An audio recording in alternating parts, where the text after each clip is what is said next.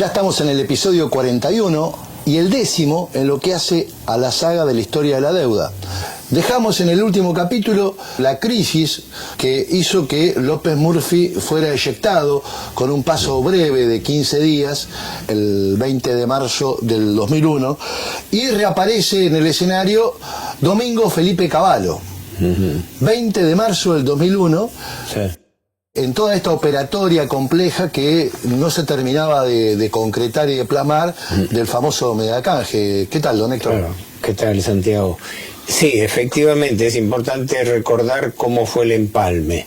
El renunciado Machinea, por el fracaso del blindaje, es decir, no pudo reunir el dinero para sostener la situación y sostener la convertibilidad, asume López Murphy que para cumplir los requisitos supuestamente para poder tomar más deuda y salvar la convertibilidad, pretendía aplicar un plan de ajuste pero sin apoyo político y consecuentemente duró 2 semanas y tuvo que dar un paso al costado.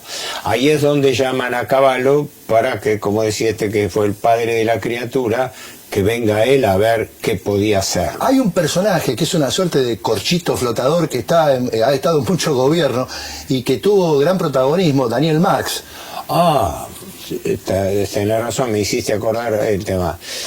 Recordemos, Daniel Marx, que ahora tiene una consultora financiera que está asesorando y colaborando con el gobierno también, pero no es funcionario, aparece en 3 periodos claves de la historia financiera argentina.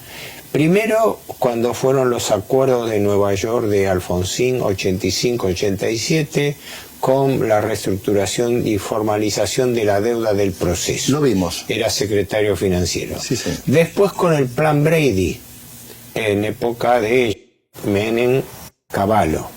No nos olvidemos que después, apenas ha hecho el plan Brady, él renuncia y se va a trabajar a una empresa de Nicholas Brady, lo dijimos, Darby Overseas Corporation, y creo que está casado con una hija o sobrina de Brady. Y después reaparece con De la Rúa, siempre como secretario de Finanzas. Y se atribuye que él tenía su propia ambición de llegar a ser el designado ministro de Economía.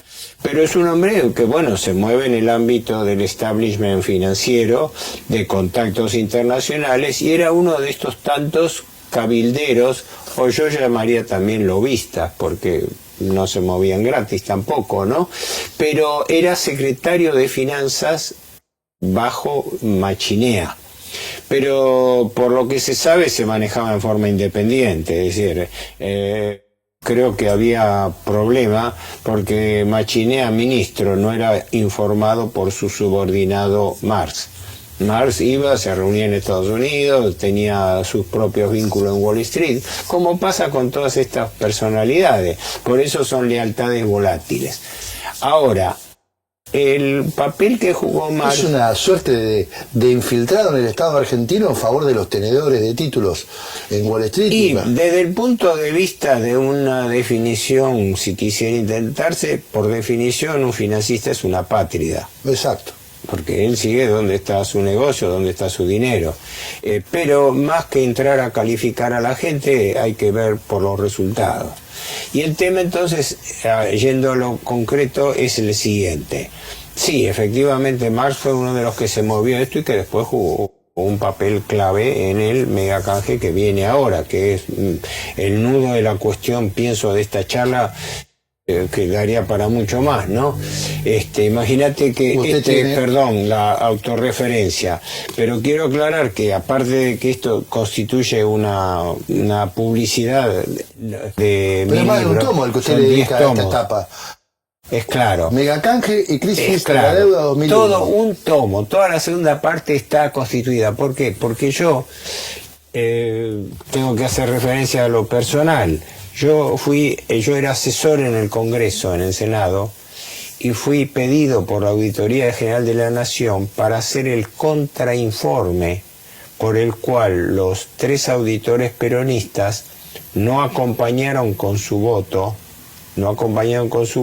el dictamen que quería convalidar y que convalidaba el megacanje. Pero lleguemos primero a qué fue el megacanje y Bien. después comentamos esto. Y después nos cuenta su historia en esa auditoría. Sí, hiperabreviada porque fue un año de tortura desde el punto de vista... Que compren el tomo número... Ojo, lo mostré porque el que entra en la página web mía tiene la versión digital completa de los... ya son 13 tomos, en forma gratuita. El que quiere ingresar, yo lo puse a disposición. Ahora, el que quiere la impresa, bueno, que se comunique conmigo, porque yo lo único que hago es reponer el costo de lo que pagué de mi bolsillo cada tomo, porque todo el mundo se interesa, pero cuando llegue el momento nadie apoya en concreto. Pero no perdamos el hilo de Marx. Lo que pasa es que acá habría que hablar mucho de los prolegómenos. Cavallo asume, suponiéndose que trae una carta de salvataje. Entonces viene apuntalado con la aureola de que fue el artífice de la convertibilidad. Pero no nos olvidemos que Cavallo asume con Menem y en el año 94-95 es eyectado del gobierno Menem. Él no lo acompañó en el segundo. Creo que fue por el caso Yabran. Claro. Cuando él metió ahí, diferenció, y además, cuando, digámoslo con toda crueldad, cuando se empezó a ver que la convertibilidad menemista no cerraba. Claro, cerraba con más deuda, como hemos dicho, es decir, Menem duplicó la deuda. ¿Qué quiere decir? Que la convertibilidad duró tanto como duró el aumento de la deuda. El aumento de la deuda fue para sostener la convertibilidad. Y esa fue la misma receta que se aplica siempre, que después intentó y logró de la Rúa con el salvataje del Fondo Monetario Internacional, y hoy Milei con el salvataje de los 50.000 millones. O sea, así se sostiene la estabilidad monetaria argentina. Cuando se fumaron el dinero de las privatizaciones, tuvieron que salir a tomar deuda. Sí. Entonces, y esa herencia que la recibe pero la continúa y la amplifica es la que le toca a De la Rúa, y en ese momento, bueno, Marx era secretario de Finanzas nuevamente, bajo Machinea, parece que las relaciones no eran buenas, pero se va Machinea. Marx queda, no sé si provisoriamente en el aire, pero retoma con Cavallo enseguida. Como el periodo de López Murphy fue muy breve, no llegó a tener incidencia financiera y política. Del 5 de marzo al 20 de marzo, claro. 15 días. Pero ahora, ¿qué ocurre? Había todo el submundo de la finanza, estaba alborotado desde antes de diciembre, con el tema de que si no se podía conseguir el blindaje, había que ir a una reestructuración de deuda, es decir, a un canje de deuda. Claro, si no le prestaban más dinero para aguantar los pagos, tenía que llegar a una situación de tipo concursal, no sin default, pero con un canje de deuda, que como todos los canjes de deuda se presentaban como éxito de negociación, ¿no? Éxito de negociación porque el salvataje, ya lo hemos dicho 1000 veces, el salvataje de los canjes no es a los países deudores, sino a los acreedores de los países, para que los acreedores de los países no terminan perdiendo plata. Entonces se le daba esa plata para que la Argentina tuviera plata para pagarle a sus acreedores. Esos salvatajes, cuando dicen que son un éxito, en realidad fueron una claudicación. Son una claudicación, y el éxito es para los beneficiarios, los acreedores financieros. Exacto. Así funciona en la Argentina y en el mundo, es la regla. Por eso yo hablo de la trampa de deuda perpetua, que ya lo hemos desarrollado, pero si no se entiende este concepto de que la lógica del prestamista usurero no es que el deudor le pague la deuda, sino que no se la pueda pagar nunca refinanciándola permanentemente, porque de eso vive, y además cada vez se incrementa más el monto de deuda. Ahora, bien, vamos a la etapa de Cavallo, y él empieza a hablar mucho de una famosa canasta de monedas, ¿lo recuerda? Bueno, eso efectivamente lo utilizó después, porque él, el mismo factor de la convertibilidad peso-dólar, viendo la gravedad de la situación y que era insostenible, entre las cosas que propone es una canasta bimonetaria, dólar-euro, ¿no? que yo me acuerdo, estaba presente en una charla que se dio, era de noche, en el Banco Central. Era una charla, un seminario, porque estaba el premio Nobel Thomas Mundell en la Argentina, ¿no? Del cual creo que Cavallo se decía discípulo, algo así. ¿Usted participó? Yo estaba asistente, yo asistí a la charla esa, donde la charla de Mundell fue sobre temas de política financiera internacional, etcétera, pero sorpresivamente cayó Cavallo ministro. A escuchar. A escuchar y para después preguntar, ¿no? Preguntar la opinión de Mundell con respecto a una canasta bimonetaria. Yo ahora no me acuerdo exactamente los términos, habré tomado nota porque tomo nota de todas las conferencias, pero imagínate que esto fue en el año 2001, así que ya es una charla informal.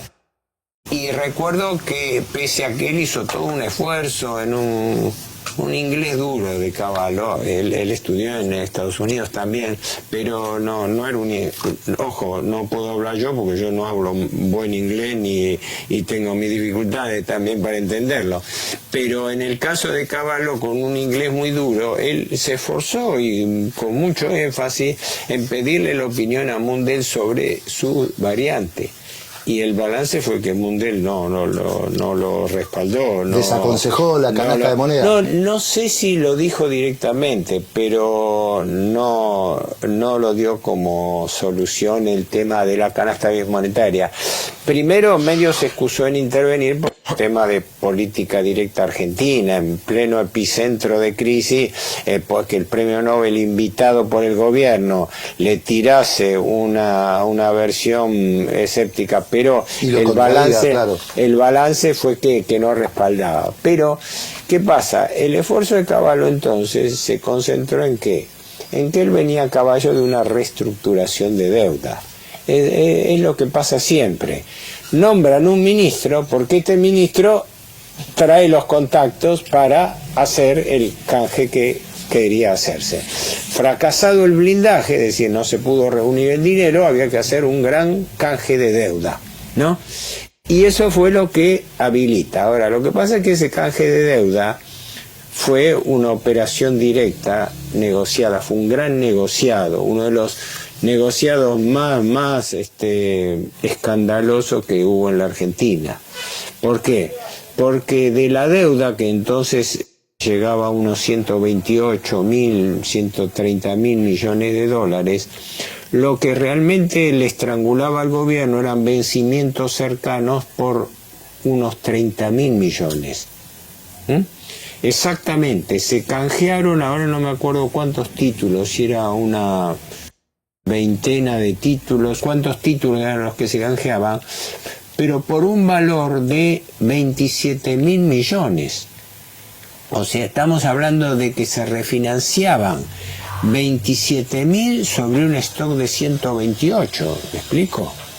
Que era lo que le estrangulaba al gobierno lo más cercano. Es decir, se toma papel deuda vieja y se entrega deuda nueva. Un canje, una novación de deuda, pero por valor de 27.000 millones de dólares. Que en lugar de tener una quita tuvieron un recargo de 2.000 y pico, así que el canje se hizo por 29.000 y pico, prácticamente por 30.000 millones de dólares. ¿Y cuál era el chiste? El chiste era patear para adelante los vencimientos 5 años, para tratar de programar 5 años, lo que quiere decir patearle el fardo al próximo gobierno. Como todos los gobiernos reestructuran deuda para después Kirchner, Labaña iban a hacer lo mismo, ¿no? Con el megacanje del 2005. Pero todo, el plan Brady también fue así, fue patear para adelante los compromisos. Pero en este caso, ¿cómo cerraba la lógica de esto? Que en realidad esto había venido por un contacto bastante espurio de Cavallo con financistas norteamericanos. Desde diciembre, el Citibank y la banca Morgan venían proponiendo un canje de deuda, que la Argentina tiene que reestructurar la deuda. Entonces no apoyaban el blindaje como megapréstamo, sino decían no, hagan borrón y cuenta nueva, recojan bonos viejos del plan Brady que no pueden pagar. Ojo que en esa época le pasaba lo mismo a Ecuador, que había dolarizado para eso, ¿no? Entonces, ustedes canjean, entregan títulos viejos y le damos títulos nuevos. Pero la Argentina estaba pagando entonces tasas del 11-12% anual, que eran el triple o el cuádruple de lo que se pagaba a nivel internacional. Y el mega canje terminó haciéndose con una tasa de rendimiento para los acreedores entre el 15 y el 17% en dólares. Un disparate. Se hizo por contratación directa, se hizo por decreto. El decreto era 648 del año 2001. O sea, se violó la ley de administración financiera 2456, que en el artículo 60 establece taxativamente que la toma de deuda tiene que hacerse por ley del Congreso. Y en este caso se hizo por decreto del Poder Ejecutivo. Y se hizo por contratación directa, con una propuesta que presentó el Credit Suisse First Boston, que yo leí bastante en su momento. Es una trenza muy importante que después se deshizo. El Credit Suisse es uno de los dos principales bancos suizos, creo que es el primero, el Credit Suisse, y el First Boston era un banco norteamericano que era corresponsal del Credit Suisse. Entonces, se constituyó, después creo que años después desapareció, se disolvió la asociación, porque a la vez había denuncias en Estados Unidos, porque Estados Unidos es muy restrictivo con respecto a los bancos extranjeros. ¿Viste? Estados Unidos no permite bancos extranjeros. Acá cualquier banco extranjero entra y es dueño de la casa. Bueno, pero ellos sí que tienen la banca nacionalizada. Como es la expresión, tienen la sartén por el mango y el mango también. Claro. Está. Ahora, ¿qué pasa? Sería largo hablar, pero lo concretamente es que Cavallo conocía y había tratado a un financista norteamericano bastante poco escrupuloso, David Mulford. David Mulford había sido subsecretario del Tesoro norteamericano con el Plan Brady. Después que hizo el Plan Brady pasó a la actividad privada y fue nombrado director gerente titular del Credit Suisse First Boston. Y como banco privado elevó una oferta al gobierno argentino. Tanto es así que David Mulford, cuando después se hace el juicio por el megacanje, se negó a declarar, se negó a venir a la Argentina y ofreció una entrevista vía Zoom, pero sin venir a la Argentina, porque las irregularidades eran muy grandes y podía quedar preso. Aunque en la Argentina no iban a detener a un peso pesado como David Mulford. No me imagino un juez de Comodoro Pi, un juez federal metiendo preso a nadie. Mucho menos a un banquero. No, y además suizo. Peor, del juicio del megacanje resultaron todos los 18 imputados sobreseídos. No, va. Pero volviendo todavía no hemos llegado al megacanje. ¿Qué fue el megacanje? Fue una propuesta directa hecha por un banco titular, que era el Credit Suisse First Boston, con este hombre David Mulford, y asociado al Citibank, cuyo vicetitular era William Rhodes. Es importante esto.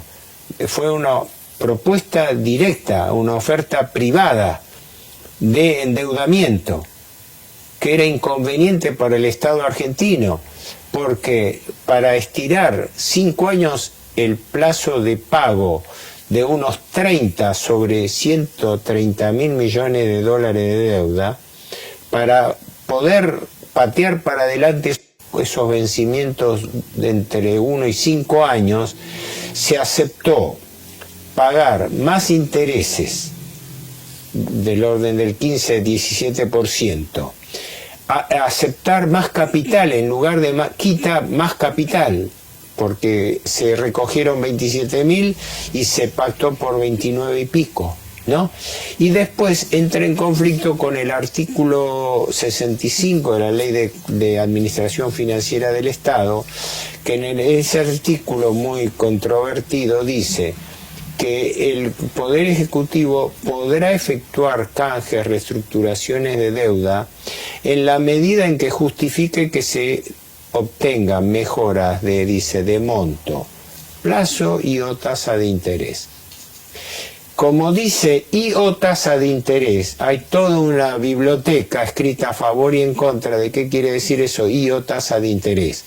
Bueno, yo tuve discrepancias con eso, elaboré un informe que está, porque la mitad de este libro de tomo está dedicado, publiqué los informes que yo elaboré para la auditoría, porque yo era asesor en el Senado, y fui pedido entonces por uno de los auditores que estaba allí, el doctor César Arias, que falleció, un hombre muy correcto, ¿no? Que sabiendo que yo había escrito sobre el tema y que sabía, él no quería que los auditores de la Auditoría General de la Nación peronistas quedasen pegados convalidando el informe, después que se habían hecho 2 denuncias.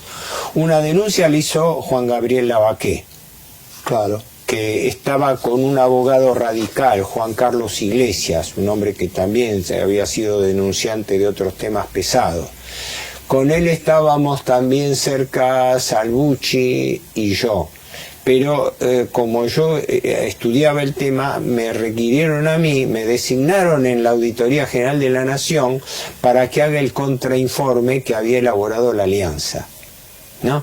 ¿Por qué? Porque el megacanje fue una operación escandalosa. ¿Y usted tuvo la posibilidad, tuvo acceso directo a los documentos del megacanje? No, no me permitieron tener acceso, me permitieron tener acceso a las informaciones generales.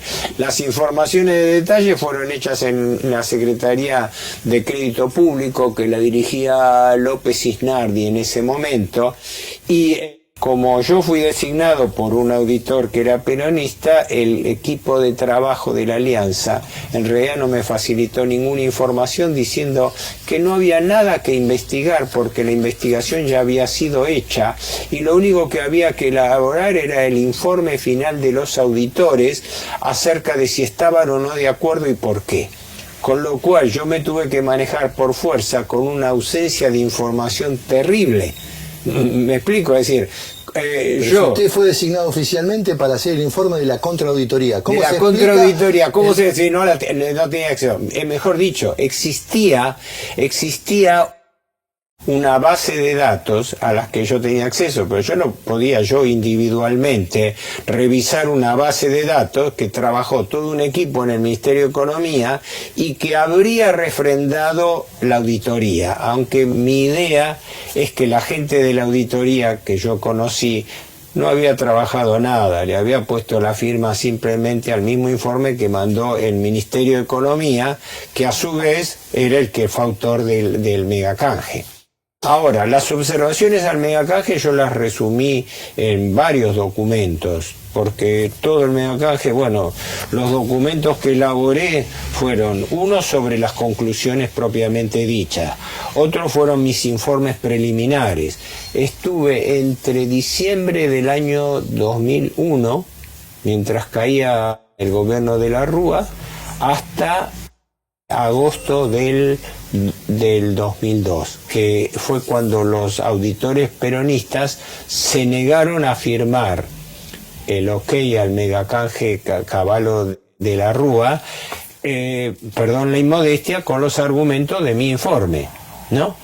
Que después, por lo que yo averigüé, no fueron incorporados al expediente. Al expediente judicial. Al expediente de la Auditoría General de la Nación, independientemente de la causa judicial que seguía la denuncia de Lavaqué por un lado y Mario Cafiero, Javier Llorens por otro. Se hicieron 2 denuncias. Después se refundió, el que lo siguió fue Mario Cafiero, con quien yo tuve amistad y colaboré también, y Javier Llorens, que tienen este libro que es una pieza fundamental, Argentina robada. Ah, sí, sí. Demuestra cómo fue la fuga de divisas, que los bancos en la última etapa del gobierno de la Rúa se transfirieron divisas al exterior por aproximadamente 20.000 millones de dólares. Es decir, como la rata que abandona el barco, cuando se dieron cuenta que la convertibilidad no aguantaba, los primeros que empezaron a transferir dinero al exterior fueron los bancos, a un promedio de de 5.000 millones de dólares por mes. Todo eso está demostrado. Los trabajos más técnicos fueron hechos por Javier Llorens de Córdoba. Remesando a sus casas matrices. Remesando, sí, sacando dinero por distintas razones. Es decir, el gobierno le estaba permitiendo alegremente que se llevasen el dinero al exterior, sea porque lo transfiriesen a nombre y representación de sus clientes. Creo que solamente el Banco Galicia transfirió a su cuenta en el Uruguay en los últimos días de noviembre, transfirió entre 3.500 y 4.000 millones de dólares. Pero, o sea, la gente sacaba el dinero y lo llevaba al exterior. Pero los grandes bancos norteamericanos que participaron del megacanje fueron los que auspiciaron eso. O sea, retomando lo que usted dijo recién, cómo son nacionalistas los americanos respecto de su propia banca, sí, que no permiten bancos extranjeros. Sí. Cuando uno dice hay que nacionalizar la banca, tengo un amigo que me dice, Santiago, no te trosquies, como diciendo, no vaya a situación extrema, pero es lo que hacen los yanquis. Es lo que hacen, digamos, defender sus propias entidades financieras en favor de ellos mismos. Y yo ahora no me acuerdo si fue el Banco de Minneapolis. En la década del 80, creo que en el 1980, fue cuando se produce un gran caso jurídico financiero en Estados Unidos, porque una filial creo que era del Banco Barclays británico, a través de Canadá, que era, si no me equivoco, era o el Banco de Minneapolis, era un banco, no importa. Por primera vez, un banco extranjero se registraba en Estados Unidos y le negaron el registro por ser banco extranjero. Entonces eso llegó a la Corte Suprema de Justicia norteamericana, que al final terminó avalando la condición de que un banco extranjero pudiese operar en Estados Unidos, ¿no? ¿Cómo lo explicarían eso los liberales? Me pregunto yo. El libre mercado no existe, entonces todo lo que pueda razonarse en consecuencia de eso, el dinero es poder, y el mundo está controlado por el dinero. Entonces darse manija viendo estos escándalos judiciales. El régimen tiene sus restricciones, pero concretamente los bancos tienen que estar nacionalizados en Estados Unidos. Acá, en cambio, los bancos extranjeros han tenido, si bien tienen que registrarse como bancos nacionales, como filiales, pero es complejo. Por razones de tiempo, no quería que se me escape esto. El megacanje, el famoso megacanje que se formalizó con fecha 1 de junio del año 2001, consistió en una gran operatoria de trueque de títulos. El gobierno recogió títulos públicos por valor de 27.000 millones y entregó títulos nuevos por valor de 29.000 y pico. O sea, un megacanje más costoso de lo que... No hubo quita. No hubo quita. Además, al contrario, aceptando tasas estratosféricas y además violando la ley 2456 de Administración Financiera del Estado, porque no se hizo por ley del Congreso, sino por decreto del Poder Ejecutivo. No se hizo respetando las condiciones de mejora de la oferta, porque una oferta se acepta si es mejor o no, y no estaba demostrada la conveniencia de la oferta, ni siquiera en valor presente neto, que es como se calcula la rentabilidad de un canje, porque fue fraguado en la forma de cálculo, dejando de lado gastos. Por ejemplo, no se computaron las comisiones y se pactaron comisiones por 150 millones de dólares a todos los bancos, consultoras, calificadoras de riesgo, estudios jurídicos, estudios financieros, porque atrás de eso está todo lo que el doctor Conesa siempre llama el club de los muchachos de la deuda, los muchachos del club de la deuda. Los Daniel Marx de la vida. Bueno, entre ellos todos los funcionarios que firmaban, y el que estaba allí en primera fila era el secretario de Finanzas Daniel Marx, todos los cuales después en el juicio salieron sobreseídos, y en el informe de la auditoría que firmaron en contra, lo dejaron en agua de borraja, y en el Congreso, porque el Congreso siempre ha sido cómplice del Poder Ejecutivo, porque toda la partidocracia está comprometida en la deuda. La causa Olmos nunca fue tratada en el Congreso, pese a que fue derivada del Congreso. Ahora, ¿qué ocurre? Esta operación ruinosa fue también desfavorable para mí, porque acá tengo que contar una anécdota personal. A ver. Al día siguiente de la firma de los auditores, del día de junio, se dio eso ocurrió en agosto. En agosto, el informe de la Auditoría General de la Nación, que iba paralelo a la investigación que también llevaba a su cargo el juez Ballestero, esto lo cuento como una anécdota personal, cierta, claro, bajo juramento. Bajo juramento, sí. Yo había sido designado en diciembre, estuve trabajando hasta entonces, elaborando todos los informes que sirvieron de base para que de los 6 auditores, 3 de la Alianza votaban a favor y 3 del Partido Justicialista en contra. Que uno era el doctor César Arias, que me había llevado a mí, otro era Javier Fernández, que también votó en contra, y el tercero era un senador fueguino que tuvo una posición ambigua, pero habría firmado también en contra. Por lo cual fue la primera vez que en años, parece que había un solo antecedente, que en la Auditoría General de la Nación se votó por opinión dividida, porque siempre se sacan los informes de auditoría de gestión pesado por unanimidad, y en este caso el justicialismo no quiso quedar pegado con eso. Además, en esa época se reemplazó al auditor general, que era el doctor Rodolfo Barra, por el doctor Leandro Despuy, un caballero. Yo tenía buena relación con él, era radical, y él en principio apoyaba, pero él no sé si desempató en la votación o lo dejó en agua de borrajas. Tuve oportunidad de hablar con él, un hombre muy correcto, falleció prematuramente, pero lo importante fue lo siguiente, que al día siguiente de la votación, yo llego a mi puesto de trabajo, estaba como en la sugerencia de deuda pública, y el doctor Arias me dice, bueno, dice, lo felicito, dice, por el informe, ayer votamos en contra, ¿no? En base a sus informes, la verdad que son informes que quedaron incorporados, después veo que no lo incorporaron, por eso yo me vengué imprimiéndolo, porque esto es lo mismo que está en la auditoría. Hay que recordar que la auditoría, apenas explotó el tema de la denuncia contra el megacanje, elaboró un informe que estuvo a cargo el auditor justicialista Durán Sabas, con un equipo de gente muy calificado. Creo que estaba el doctor Tapia y otros más que están especializados en matemática financiera. A uno de ellos yo lo traté en la auditoría con muy buen trato, son gente de primera línea en materia financiera, y el dictamen era demoledor en contra del megacanje. Entonces, ¿qué hizo el gobierno? Lo declaró nulo. ¿Con qué? Con el argumento de que algunas de las conclusiones habían trascendido a la prensa.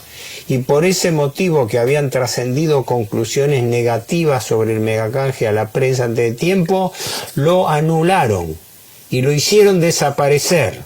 Pero ese documento existe, y a mí me consta que existe el documento Durán Sabas. Son 2 volúmenes donde demostraban esa auditoría.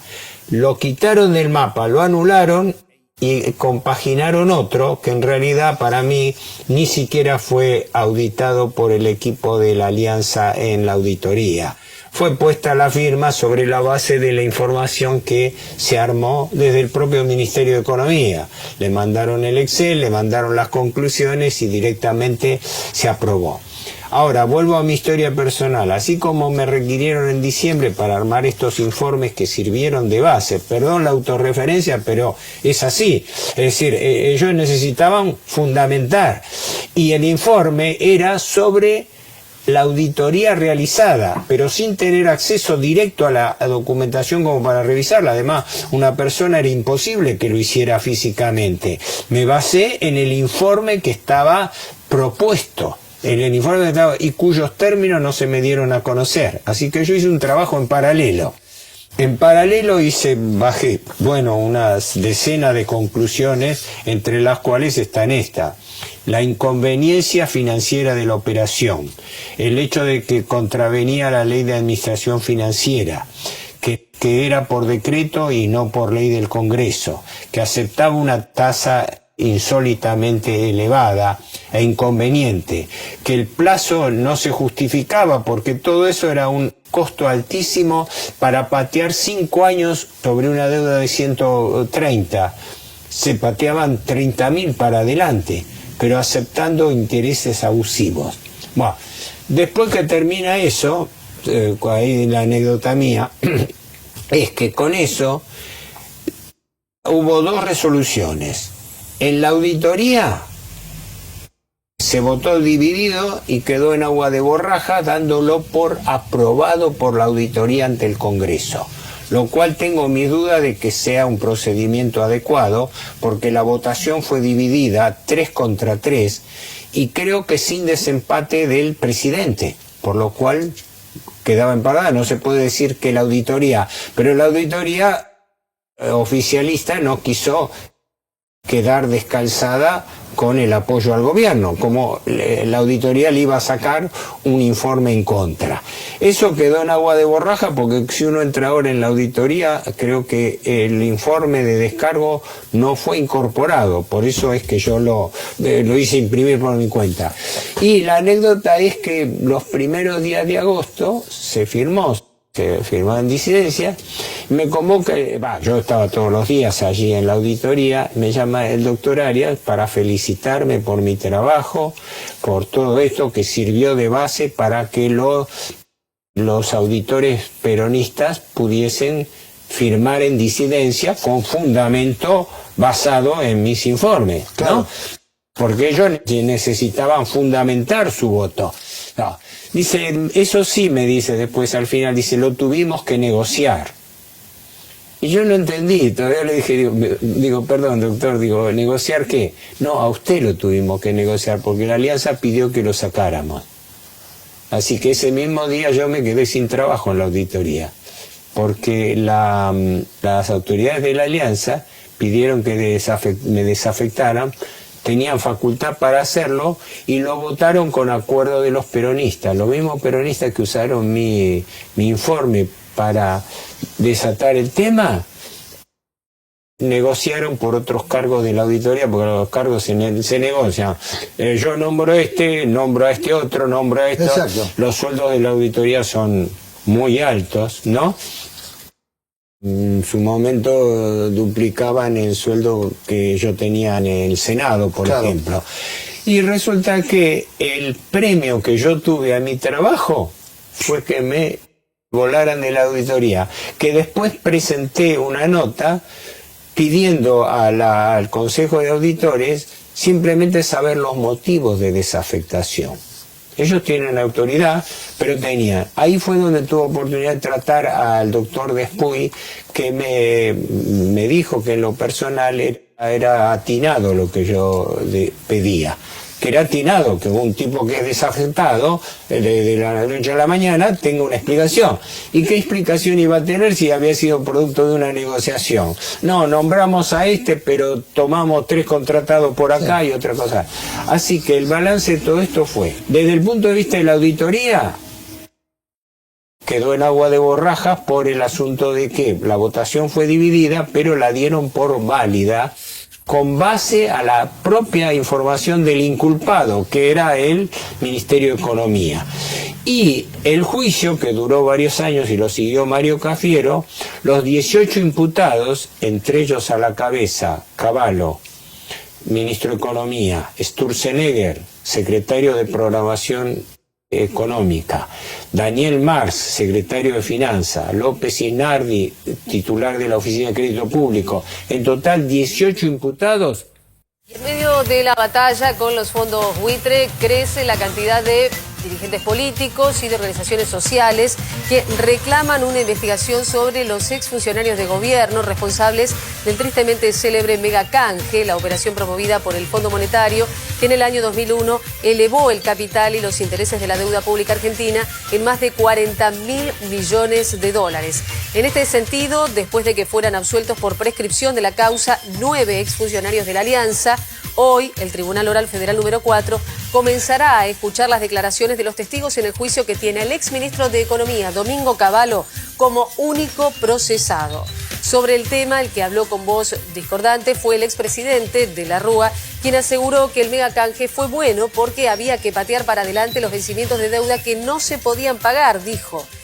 Y agregó, la deuda siguió igual. Los que aumentaron fueron los intereses, en la palabra de Fernando de la Rúa. Todos sobreseídos. No hubo delito, señores. ¿Y sabés cuánto le costó al país esa operación? 55.000 millones de dólares, más de 50.000 millones. Para canjear 30.000 millones se aceptó pagar 44.000 millones de intereses. El cálculo no solamente yo lo recogí de base oficial en 38.600, sino que era amigo del ingeniero Moisés Resnick Brenner, que falleció hace poco. Resnick Brenner, padre del de la DGI, ¿no? Este hombre, que de quien era amigo, él fue citado por el juez Ballestero y calculó los intereses a pagar que le dieron 44.000 millones. O sea, para canjear 30.000 millones se estaban pagando 40.000 millones de intereses en el periodo de maduración del crédito. Todo eso quedó en agua de borraja, nunca hubo informe definitivo del Poder Ejecutivo que aclarase los términos, todo quedó así, pero la deuda subió. Por eso cuando termina su mandato, que lo vamos a ver seguramente en la próxima charla, la deuda que había recibido de la Rúa en 122 terminó en 145, aumentó unos 20.000 millones más, entre ellos del acumulado que venía, porque los intereses no se computaban, sino del acumulado que venía por capitalización. Bueno, Héctor, es una perdón por la hipersíntesis, pero son Héctor, cómo sintetizar un libro. Vamos a cerrar este capítulo y le agradezco en nombre de todos los argentinos, porque seguramente su rigor intelectual quedó plasmado en esos informes, porque rara vez un hombre del campo nacional tiene la oportunidad de trabajar en el corazón de estos temas, y esto más que megacanje, perdón, hay que llamarlo mega estafa, de la que muchos que se suponen cuadros políticos ignoran el volumen y la dimensión que esto representa a los intereses nacionales. La Argentina robada. Este libro, al igual que el suyo, explica la mega estafa del gobierno de la Alianza. Y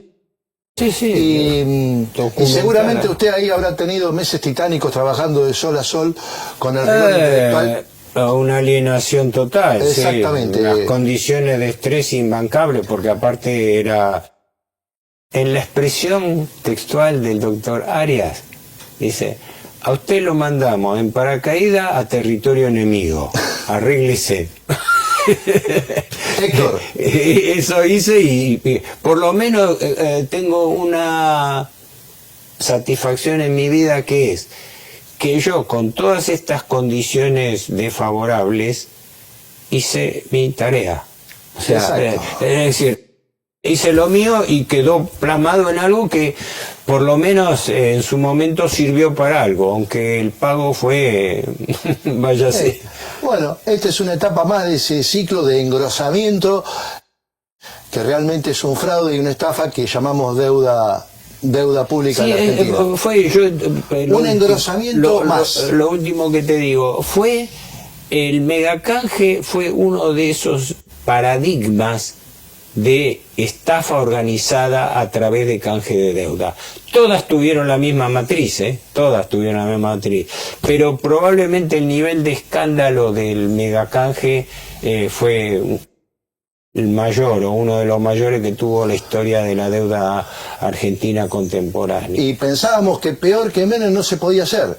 Sí. Y de la Rúa lo superó de algún modo, de alguna manera, bajo algún respecto, con esta operatoria nefasta. Don Héctor, nos vemos en el próximo capítulo y cerramos la etapa de la Rúa. Gracias. De nada, gracias.